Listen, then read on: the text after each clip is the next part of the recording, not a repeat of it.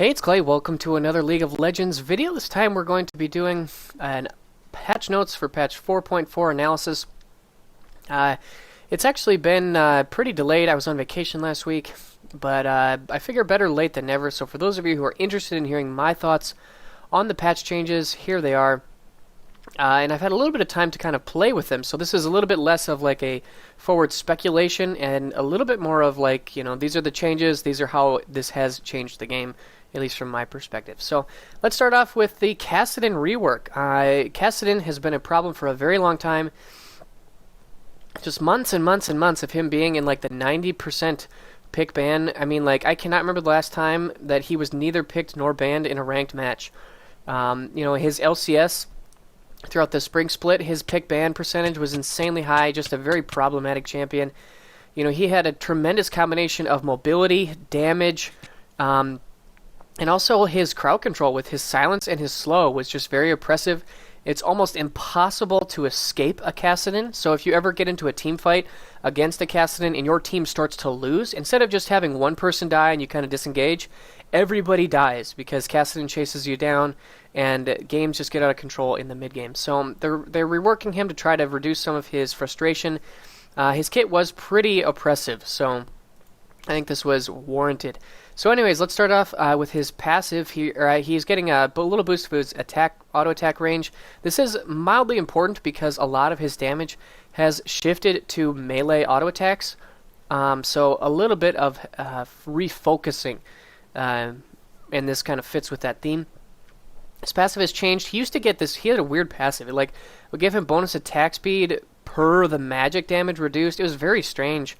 But it no longer grants attack speed and now grants the ability to ignore unit collisions. So very much focusing. His new role is somebody who is going to be darting in and out of contact, very slippery, very highly mobile. That's really his identity now. As somebody who, you know, it gets into the fight, deals damage in melee range, it gets out, darts back in, darts back out. That's kind of his new play pattern.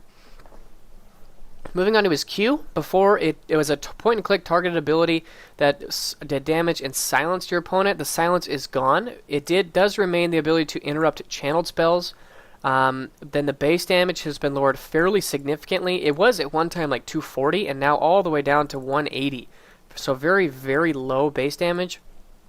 But now it also grants him a shield that will block magic damage. So again, focusing him as a very magic damage, like an anti-caster assassin, is really again part of Kassadin's ability. So he's extremely mobile.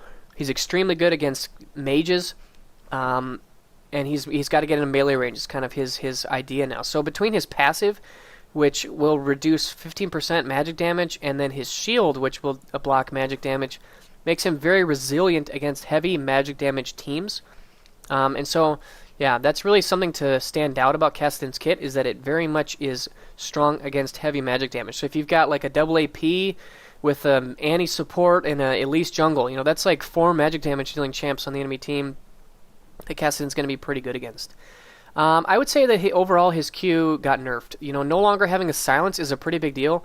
Before, once you hit level 6, you can rift walk on top of your opponent, you can silence them with your Q, get your E, get a couple of W's off, and walk away.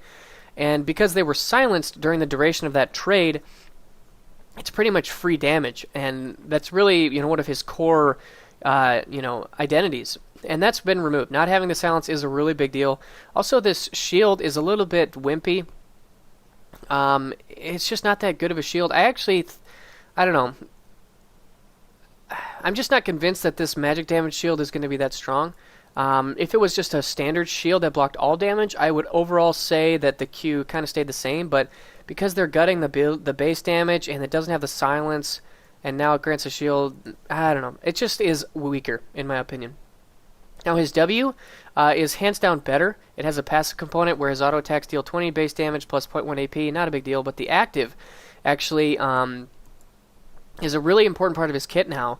It has no cost, and it's on a 6-second cooldown, so that's what's changed quite a bit. It has fairly high base, moderate base damage with a 0.6 AP ratio. So basically what this means is that Kassadin, when you jump in, you really need to get your W-empowered auto attack off as a part of your combo now. Before, you could kind of rift walk in, EQ, and do whatever you want to do. His W was just kind of there. But now this empowered auto attack is really important, and also this really shifts his itemization towards, in my opinion, him requiring Lichbane, or perhaps even Iceborne Gauntlet. Some sort of Sheen item is going to be very core to Kassadin now. In my opinion, Lichbane is the best fit. Lichbane also did get nerfed this patch, so you could say that's a nerf to the rework Kassadin as well, but because so much of his power has been shifted, there's a nerf and damage here, there's a nerf and damage here, there's a nerf and damage here, but that's because they gave him a lot of damage on this empowered auto attack. So getting a Lichbane will further kind of enhance that. Now there is also a mana restoration component here, which does percent missing mana. I believe his old W was flat missing or flat mana return on auto attack.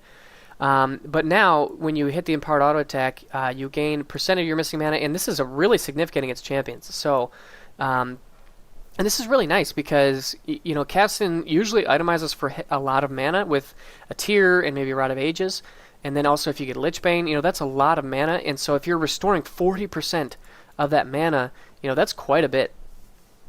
Definitely, a lot of damage was shifted to his W, and using his W properly is really the core of getting the most out of the new Kassadin, in my opinion.